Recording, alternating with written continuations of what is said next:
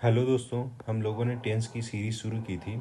उसी में अब आगे ये तीसरा लेक्चर है, जो कि हम लोगों ने पिछले दो वीडियोज़ में बहुत अच्छे से समझा है प्रेजेंट टेंस के बारे में और टेंसेस के ओवरव्यू के बारे में। इस वीडियो में हम लोग समझेंगे सिंपल पास्ट के बारे में या पास्ट इंडिफिनिट टेंसेस के बारे में समझेंगे। बहुत इजी लैंग्वेज में पिछला लिंक भी कराएंगे ताकि आप आसानी से समझ जाएं कि कैसे और क्या और क्यों हो रहा है ना। अगर आपने पिछली वीडियो नहीं देखी तब भी इसको समझने में थोड़ी सी आसानी होगी, क्योंकि मैं लिंक करा के समझाने वाला हूँ। अगर आपने पिछली वीडियो देख ली तब तो फिर इसमें कोई प्रॉब्लम नहीं है, आपको मज़ा आएगा। ठीक है, चलो स्टार्ट करते हैं। थोड़ा सा ये इजी है, यानी कि प्रेजेंट इंडिफिनिट टेंस होता है उससे थोड़ा सा इजी है। कैसे इजी है? इजी इस तरीके से है, अफर्मेटिव पार्ट में इसमें वर्ब की सेकेंड फॉर्म यूज होती है, सब्जेक्ट यूज होता है, वर्ब की सेकेंड फॉर्म और ऑब्जेक्ट यूज होता है। लेकिन वहीं आप देख रहे थे प्रेजेंट इंडिफिनिट के अफर्मेटिव पार्ट में वर्ब सिंगुलर अगर था तो वर्ब की फर्स्ट फॉर्म के साथ एस आई एस यूज हो रहा था, अगर प्लूरल था तो वर्ब की फर्स्ट फॉर्म यूज हो रही थी। इसमें सिर्फ एक रूल है कि चाहे सिंगुलर हो चाहे प्लूरल हो, वर्ब की सेकेंड फॉर्म यूज होनी है। लेकिन वहाँ पर दो रूल थे, अगर सिंगुलर था तो वर्ब की फर्स्ट फॉर्म के साथ एस आई एस, और अगर प्लूरल था तो वर्ब की फर्स्ट फॉर्म यूज होती थी। ठीक है, ओके। तो अब यहाँ से सिंगुलर हो चाहे प्लूरल हो, वर्ब की सेकेंड फॉर्म ही यूज होने वाली है। ठीक है, जैसे यहाँ पर ही वेंट टू स्कूल, अगर यहाँ पर होता दे वेंट टू स्कूल तब भी वेंट यूज होता। अगर होता बहुत सारे नेम दिए होते और आफ्टर दैट, तब भी आपकी वर्ब की सेकेंड फॉर्म ही यूज होती है। सिंगल रूल है। ठीक है, वहीं अगर निगेटिव पार्ट की तरफ हम बढ़ते हैं तो इसमें क्या है, इसमें डिड का यूज करेंगे। किसका? डिड नॉट का। वहीं आप प्रेजेंट इंडिफिनिट के निगेटिव पार्ट में देखते थे तो सिंगुलर होता तो डज नॉट का यूज करते थे और प्लूरल होता तो डू नॉट का यूज करते थे। देखिए, आप सोचेंगे सर ये क्यों बार बार मुझे रिवाइज करा रहे हैं?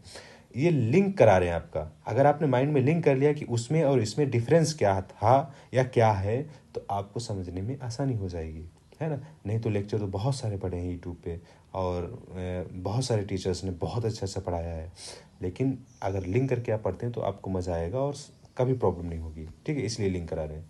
तो वही निगेटिव पार्ट में क्या था, सिंगुलर था तो डज नॉट, किस में? प्रेजेंट इंडिफिनिट के टेंस में, और प्लूरल था तो डू नॉट। लेकिन इसमें चाहे सिंगुलर हो या प्लूरल हो, डिड नॉट का ही यूज करेंगे। बाकी स्ट्रक्चर वही है, सब्जेक्ट आएगा, डिड नॉट आएगा, वर्ब की फर्स्ट फॉर्म, और ऑब्जेक्ट आएगा। देखो, एक बात यहाँ पर ये ध्यान रखनी है कि अगर आप डिड का यूज करते हो तब आपको वर्ब की फर्स्ट फॉर्म का यूज करना है, ना कि सेकेंड फॉर्म का। ध्यान रखना, सेकेंड फॉर्म का पूरे टेंस, जितने भी टेंस हैं, सिंपल पास्ट कह लो या फिर सिंपल प्रेजेंट कह लो या प्रेजेंट टेंस पूरा कह लो या पास्ट टेंस पूरा कह लो या फ्यूचर, उसमें एक ही टाइप का सेंटेंसेस, पास्ट इंडिफिनिट का अफर्मेटिव सेक्शन जिसमें वर्ब की सेकेंड फॉर्म यूज होती है, बाकी कहीं पर भी वर्ब की सेकेंड फॉर्म यूज नहीं होती है। ठीक है, ध्यान रखना है बात। और यहाँ पर निगेटिव वाले में डिड नॉट यूज होता है। ठीक है, और वर्ब की फर्स्ट फॉर्म यूज होने लगी है क्योंकि डिड यहाँ यूज हो गया है। ये गलती नहीं करनी है आपको। बच्चे ये गलती करते हैं, डिड भी यूज करते हैं और फिर सेकेंड फॉर्म भी यूज करते हैं, सोचते हैं सर ये पास्ट टेंस है। नहीं, ये रॉन्ग है। ओके, ठीक है। वैसे ही यहाँ पर क्या है, सेंटेंस है he did not go to school, यहाँ पर हो सकता है they did not go to school, है ना। चाहे सिंगुलर हो प्लूरल हो, लगाएंगे डिड का ही। मुझे लगता है अब ये समझ चुके हैं आप कि चाहे सिंगुलर हो प्लूरल हो तो डिड का ही यूज़ करने वाले हैं, कोई भी सेक्शन हो, चाहे इंट्रोगेटिव हो निगेटिव हो। हालांकि अफर्मेटिव में तो आपको पता ही है वर्ब की सेकेंड फॉर्म यूज़ करते हैं। ठीक है, ओके। वही बात लिखी है जो मैंने बताई है कि अगर आप डिड का यूज़ करते हो तो फिर वर्ब के सेकेंड फॉर्म का यूज़ नहीं करोगे। ठीक है, ओके। इंट्रोगेटिव सेक्शन में आते हैं। इंट्रोगेटिव दो तरीके का होता है, यस या नो टाइप या फिर क्वेश्चन वर्ड टाइप का। ठीक है, यस या नो टाइप का कौन सा होता है, जिसका जवाब यस या नो में दिया जा सके। जैसे दिया है did he go to school, क्या वह स्कूल गया?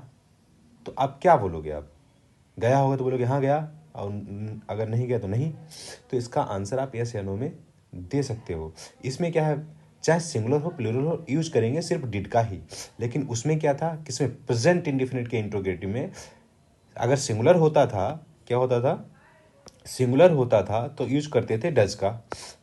सिंगुलर होता था तो किसका यूज करते थे? डज का स्टार्टिंग में सेंटेंस के। और जब प्लूरल होता था तो यूज करते थे डू का स्टार्टिंग के सब्जेक्ट में। ठीक है, ओके। लेकिन इसमें डिड का ही यूज करेंगे चाहे सिंगुलर हो या प्लूरल हो, इसलिए ये थोड़ा इजी हो जाता है। मतलब आपको ज़्यादा दिमाग लगाना ही नहीं है, सिंगुलर हो तो या प्लूरल हो, दोनों में डिड का यूज़ करेंगे, ठीक है।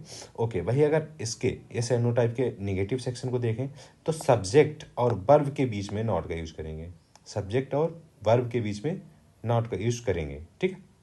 ओके, अब यहाँ देखो, यहाँ क्या कर रहे थे हम लोग, निगेटिव सेक्शन में इसके सब्जेक्ट और वर्ब, मेन वर्ब की बात हो रही है पर के बीच में ही तो नॉट का यूज कर रहे थे, तो सब्जेक्ट और वर्ब के बीच में ही नॉट का यूज होता है, ये ध्यान रखना है, ठीक है।